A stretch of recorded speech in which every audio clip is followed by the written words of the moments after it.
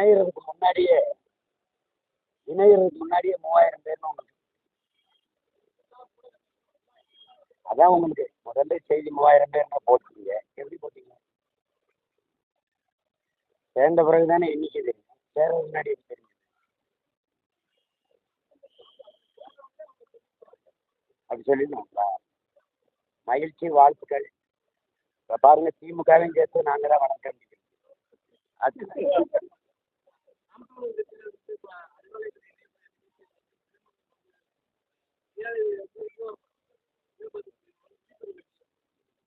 அதான் அவர் என்னைய சொல்லலை, பேரறிஞர் அண்ணாவையும் அவர் தலைவர் கருணாநிதியும் சொல்லிட்டாங்க. ஏன்னா நாங்கள் இன்னும் பேசவே ஆரம்பிக்கல. திராவிடர் கழகத்திலிருந்து திமுக பிறந்தது காரணம் என்ன? காரணம் என்ன நீங்க சொல்லுவீங்களா, அவர் சொல்லுவாரா? அவரே சொல்லியிருக்காரு. எங்கள் ஊர் வேலுக்கு வந்தார், பெரியார் வந்தார், மணியம்மையை கூட்டிட்டு போயிட்டார், மணியம்மை திருமணம் செஞ்சார், அதிலிருந்து அண்ணா வெளியில வந்தார். மணியம்மையும் பெரியாருடைய திருமணத்துல பிறந்தது தான் திமுக. ஏன் அண்ணா வெளியில வந்தார்? பெரியாரை எதிர்த்து வந்தார், எதிர்த்து பேசி வந்தார். அதுக்கப்புறம் ஐயா கருணாநிதி அவர்கள் பெரியார் அவர்களை விமர்சித்து பேசினதுல நாங்கள் ஒரு துளி கூட பேசிடல. அப்போ அவர் சொல்றது யாரை சொல்றாரு தெரியல. அவங்க 2 பேரையும் தான் சொல்றாரு. என்னையும் சொல்றேன். என்னைன்னு சொன்னாரா? இல்லை இல்லை இல்லை இல்லை. அப்புறம் அப்படியா? அப்போ அவங்க பேரறிஞர் அண்ணாவையும் மதிப்புமிக்க ஐயா கலைஞர் கருணாநிதி அவர்களையும் அவர் பேசியிருக்கிறாரு. அதான் நான் வரவேற்கிறேன். வேற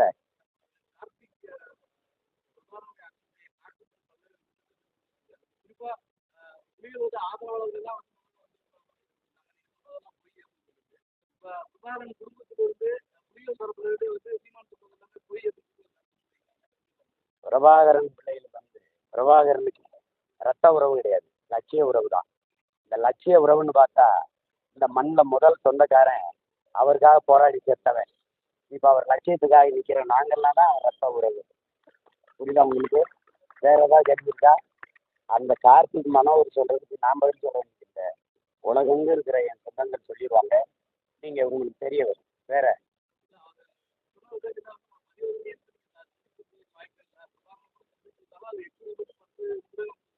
நீங்க ஏன் இப்படி பேசிக்கிறீங்க? நான் பிரபாகரனை சந்திக்கலைங்கிறேன். நீங்க 8 நிமிஷம் சந்திச்சு, ஒருத்தர் 10 நிமிஷம் சந்திச்சிருக்காரு, ஒருத்தர் இந்த படம் பொய்யுங்கிற. இப்ப இந்த சந்திச்சது உண்மையா, இந்த படம் பொய்யுங்கிறது உண்மையா? எதை நம்புறீங்க? இப்ப நான் சொல்றேன், நான் எங்க அண்ணனை சந்திக்கவே இல்லை. இப்ப எதை நம்புறீங்க? நம்புறீங்க இல்லை? போயிட்டே இருங்க. வேற ஏதாவது கேள்வி இருக்கா? வேற ஏதாவது கேள்வி இருக்கா? எதுல? நான் பி இல்லை நான் B team, A team DMK இருக்கிறதுனால நான் பி டீம் ஆகிட்டேன். பிஜேபியின் ஏ டீம் திமுக, பி டீம் நாங்கள். வேற ஏதாவது கேள்விட்டா?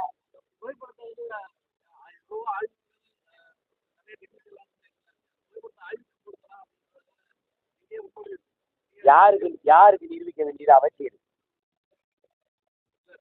யாருக்கு நிரூபிக்க வேண்டிய அவசியம்? நானும் கண்டிக்கவே இல்லைங்கிறேன். இப்ப யாருக்கு நிரூபிக்க வேண்டிய அவசியம் இந்த கொஸ்டின்கா? அந்த இப்படி பேசிக்கிற கொஸ்டின்கா யாருக்கு நிரூபிக்க வேண்டிய அவசியம்? எனக்கு அதுக்கான தேவையும் இல்லை, அவசியம் இல்லை. அது தேவைன்னா தானே செய்யணும். அந்த போட்டோவில் இருக்கிறது நானே இல்லைங்கிற பிரச்சனை சந்திக்கவே இல்லைங்கிற திருப்பி பேசிட்டு முடிஞ்ச பிரச்சனை. வேற ஏதாவது இருக்கா கேள்வி?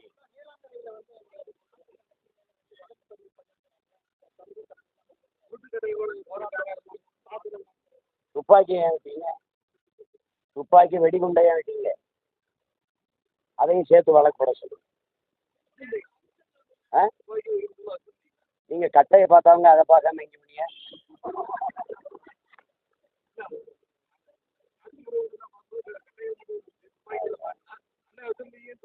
இனிமே கவனிச்சு பாருங்க. வேற ஏதாவது இல்லை?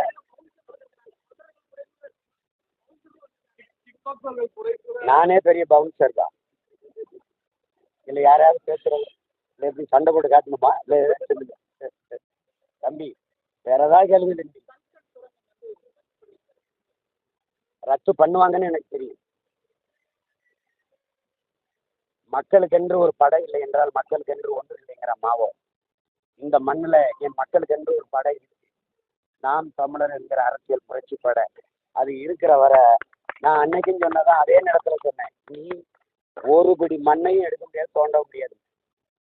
இது தன்னெழுச்சியாக என் மக்கள் கிளர்ந்தெழுந்து போராடிய போராட்டத்துக்கு கிடைத்த வெற்றி. இதுல யாரும் சொந்தம் கொண்டாட முடியாது. பிஜேபி நிறுத்தியதுன்னா கொண்டு வந்தது யாரு? திமுகவின் தீர்மானத்தில் அது அது அந்த தீர்மானத்துக்கு கொண்டு வரப்பட்டதுன்னா ஏலம் விடும்போது மௌனமா இருந்தது ஏன்? பிஜேபியின் அமைச்சரை கேட்குறாங்களே, நான் இத்தனை முறை ஏலம் விடும்போது டெண்டர் விடும்போது பேசாமைய வாய் முடிச்சு. அப்போ உங்க எதிர்ப்புக்கு இல்லை, மக்களின் தன்னெழுச்சியான கிளர்ச்சியான பேரெதிர்ப்புக்கும் புரட்சிகர போராட்டத்துக்கும் கிடைத்த வெற்றி. அதுதான் நியாயமானது. அதை ஒத்துக்கிறதுக்கான நேர்மை உண்மையும் உங்களுக்கு இருக்கு. வேற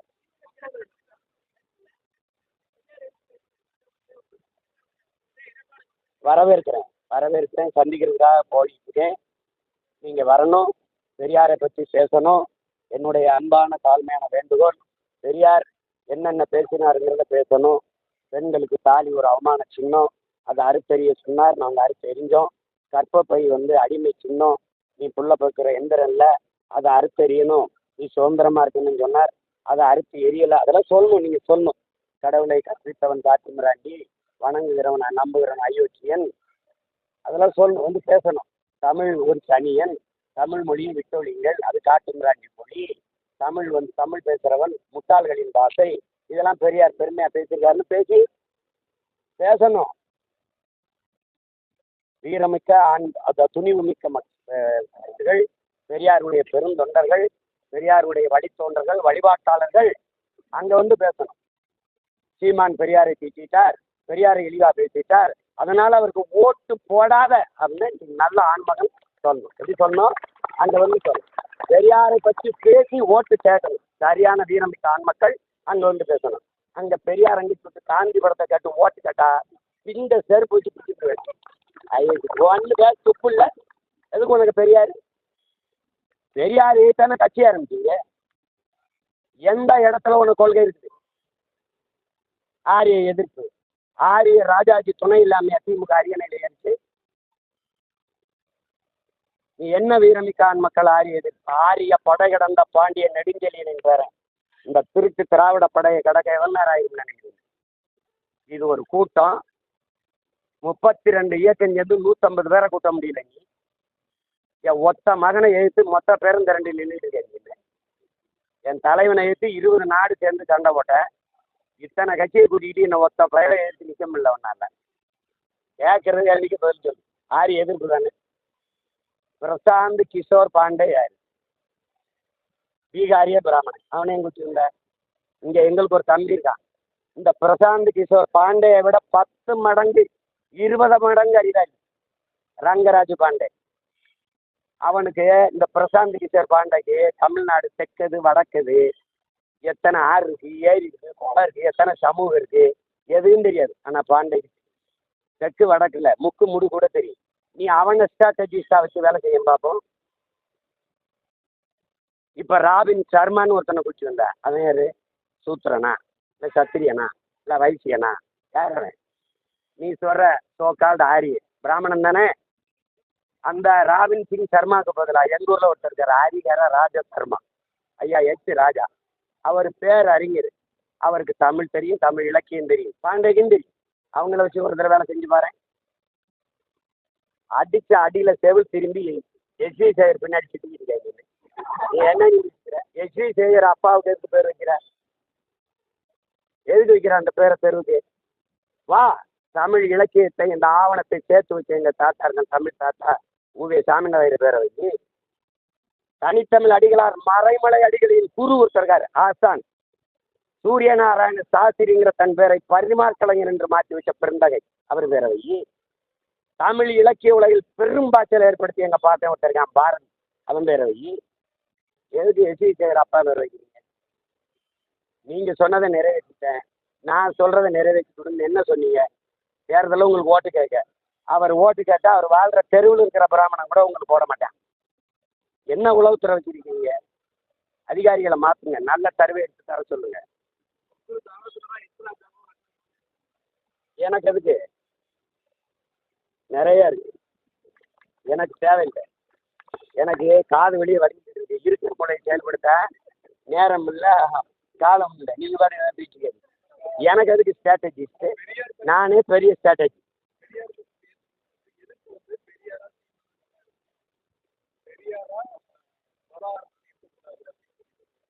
பெரியார் நீங்கள் திராவிட குறியீடாக இருக்கிறீங்க.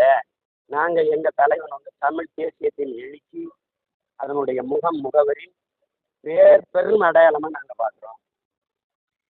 நீங்கள் தமிழை சனியன் காட்டுமிராண்டி மொழி. எங்கள் தலைவனுக்கு தமிழ் உயிர், முகவரி, அடையாளம் எல்லாம். ரெண்டு தான் எதிர் கோட்பாடு. திராவிடத்தின் குறியீடு பெரியார், தமிழ் தேசியத்தின் பெருங்குறியீடு பிரபாகரன். அப்போ ரெண்டு தானே மோதணும் தம்பி.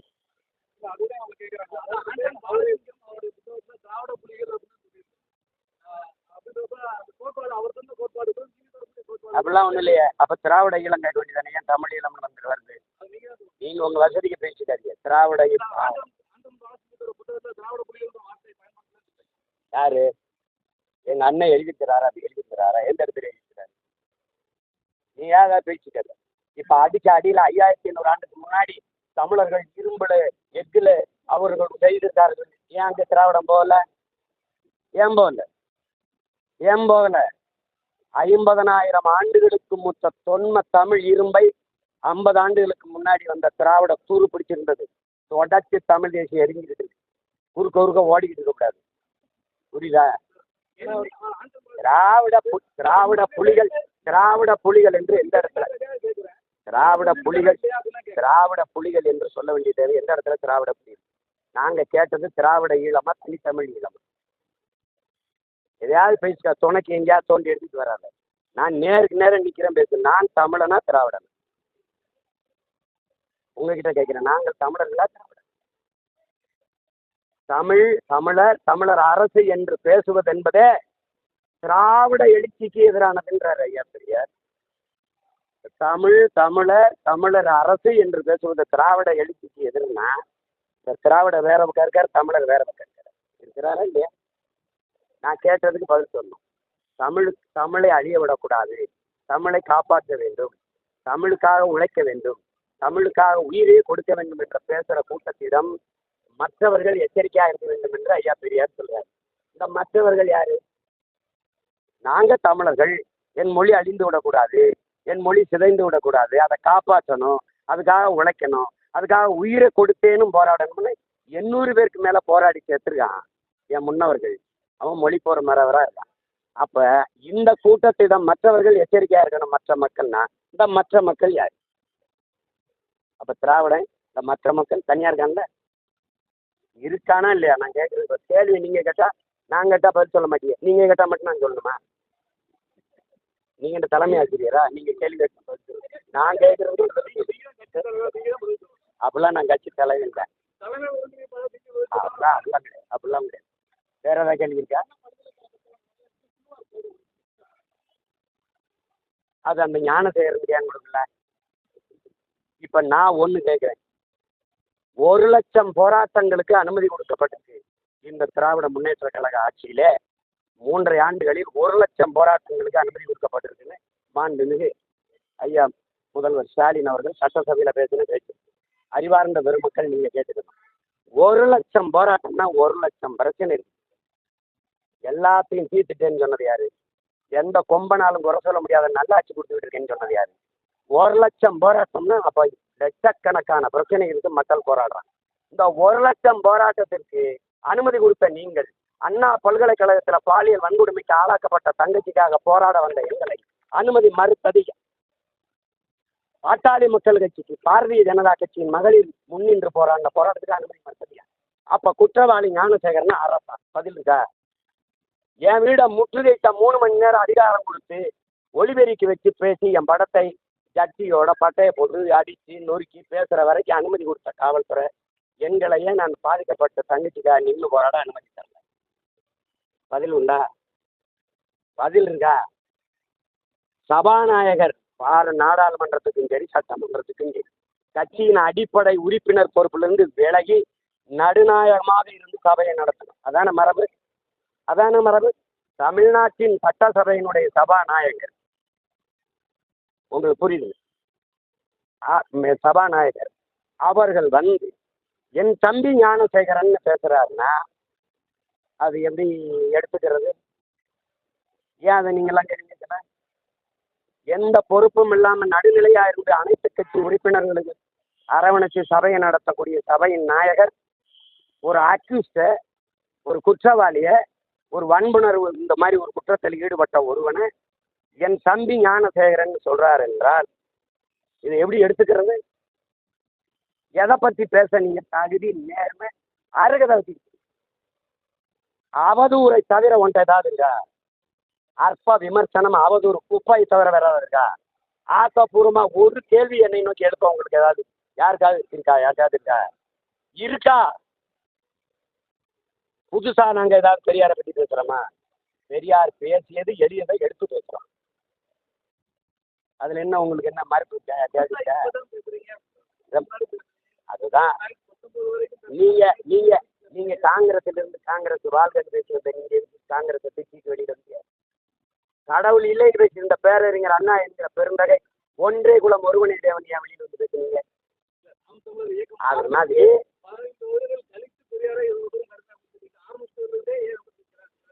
இப்பதான் தலைவலிக்குது, அப்பதானே மாத்திரை போட முடியும்.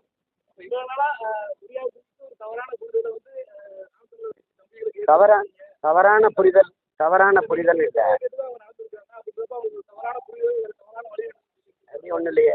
அப்பா பேரறிஞர் அண்ணா தவறான வழிகாட்டுதல் செஞ்சாருங்களா? ஐயா கருணாநிதி ரொம்ப நாளா திமுக வந்தா பெரியாரை ஏற்று பேசினார்.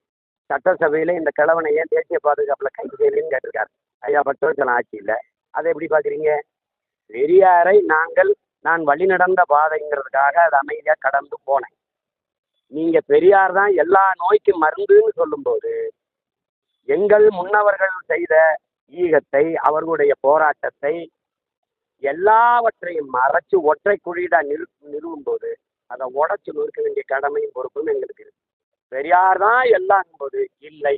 பல முறை சொன்னேன், பெரியாரும் போராடினார், ஏற்கலாம். பெரியார் தான் போராடினார், ஏற்கலாம், எதிர்க்கலாம். நீ திரும்ப திரும்ப அதை நிறுவ நினைக்கும் போது அதை நொறுக்க வேண்டிய தேவை இருக்கு. நான் விட்டுட்டு பேசாம போயிருக்கு. பின்னாடி வந்த ஒருவர் அதை வீழ்த்தி ஏறும்போது தமிழ் தேசிய அரசியல் இவர் எங்கள் கொள்கை வழிகாட்சியும் மறுபடி தொடும்போது ஆடுறான்னு அடிக்க வேண்டியது. எந்த இடத்துல ஒரு கொள்கை எடுக்கிறீங்கன்னு கேட்க வேண்டிய தேவை வருது. விளங்குதுன்னு நினைக்கிறேன். நீங்கள் சும்மா விட்டுட்டு போயிருக்கலாம். என்னை எழுத்து போராடுறேன், எனக்கு முற்றுகையிடுறேன்னு, சரி வா, அப்படி வந்துருது. நீ பேசாம போயிருந்தா நான் பாட்டு பேசாம போயிட்டு இருந்திருப்பேன். நான் பலமுறை சொன்னேன், பெரியார் ஒளிகல்ல என் கோட்பாடு, பிரபாகரன் வாழ்க்கை என்பதான் கோட்பாடு, திராவிடம் ஒளிகல்ல என் கோட்பாடு, தமிழ் தேசியம் வெல்க வளர்க வெல்கிறதா என் கோட்பாடு. அதை நீ திரும்பி திரும்பி இந்தி ஒளிகல்ல தமிழ் வளர்க வாழ்க அதான் எங்க கோட்பாடு. அடுத்தவன் தாய்மொழியை ஒழிக்கிறது இல்லை, என் தாய்மொழியை அடிக்க விடாமல் பாதுகாக்கிறதா என் கோட்பாடு. அப்ப நீ குறுக்க வந்து நிற்கும் போது அப்புறம் அண்ணன் என்ன, தம்பி என்ன, தாத்தா என்ன, அப்பா என்ன, ஐயா அண்ணன் கொய்யா அண்ணன் போட்டு வெல்றான்னு வெல்க வேண்டியதுதான். பார்த்துக்கங்க.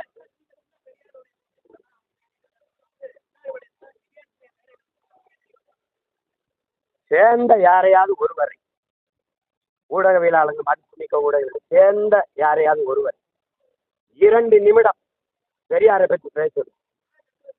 ஐயா நீங்க கேள்வி கட்டி தற்போது குறுப்போதெல்லாம் பேசக்கூடாது. நான் பேசுறது உள்வாங்க. அங்க பேசிய யாரையாவது, சேர்ந்த யாரையாவது, பெரியார் யார், பெரியார் அவர் யார், அவரை பற்றி ஒரு 5 நிமிஷம் பேசுங்கன்னு. ஏன் இவ்வளவு நாள் வெளியில ஏறி பேசாம இருந்துச்சு, திடீர்னு இப்ப சேர்ந்து பெரியாரை பற்றி பேசுறதுனால வெளியில வரையான்னா திமுகக்கள் தேவைப்படுது. இஸ்லாமிய மக்களுக்கு பெரியார் இஸ்லாமியர்னு கூட சொல்ல துளுக்கேன், அவனுக்கு இந்த நாட்டில் என்ன சம்பந்தம் இருக்கு, நீ எந்த நாட்டுக்காரன், உனக்கும் தமிழ்நாட்டுக்கு என்ன சம்பந்தம், நீ தமிழனா, 1964 வரை பேசிட்டார். இது தெரிஞ்சவன எங்க கட்சியில் இருக்க 2 இஸ்லாமிய தம்பிகளை கூப்பிட்டு நாங்கள் பெரியாரை பேசிட்டார். இவன் நாள் இதுக்கு வெளியில இருந்தான், போய் அப்பவே சேர வேண்டியதானே. பெரியாரை பேசின வரைக்கும் காத்துக்கிட்டு இருக்கணுமா? பெரியார் எப்ப பேசுவார் சீமான், அப்போ போய் திமுக சேரணும்னு. பெரியார் மேல பற்றி கொண்டவர்கள் தானே மாண்புமிகு முதல்வரையும் மாண்புமிகு துணை முதல்வரையும் ஒரு 10 நிமிஷம் எழுதி வச்சு படிக்காம பெரியாரை பற்றி பேச சொல்லு. நான் அன்னையிலேருந்து பெரியாரை பற்றி பேசுறேன். என்னத்தையாவது பேச்சுக்காது. பெரியாரை பேசி, பெரியாரின் கோட்பாடு கொள்கைகளை பேசி வாக்கு சேகரிக்க பொது தேர்தல் பொது தளத்துல இந்த தலைவர்களுக்கு துணிவு இருக்கா?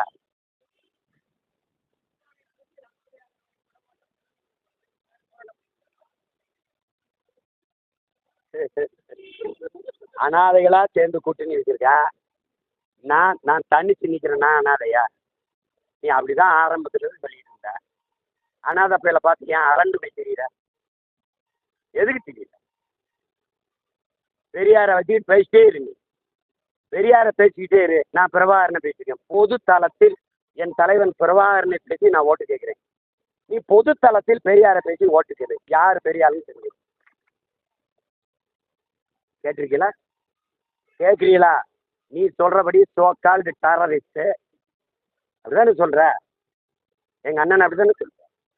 அவரையே சொல்லி 36 லட்சம் ஓட்டை வாங்கி டேக் ஃபோர்ஸா மாதிரி அங்கீகரிக்கப்பட்ட ஒரு கட்சியா நிக்கிறேன்ல. அப்படி பேசு. எதையாவது பேசிட்டு இருக்காதீங்க தம்பி. கிழக்கு சூரியன் உதித்தால்தான் உலகத்திற்கு விடிவு. ஈரோடு கிழக்கில் சூரியன் மறைந்தால்தான் தமிழ் சமூகத்திற்கு விடிவு.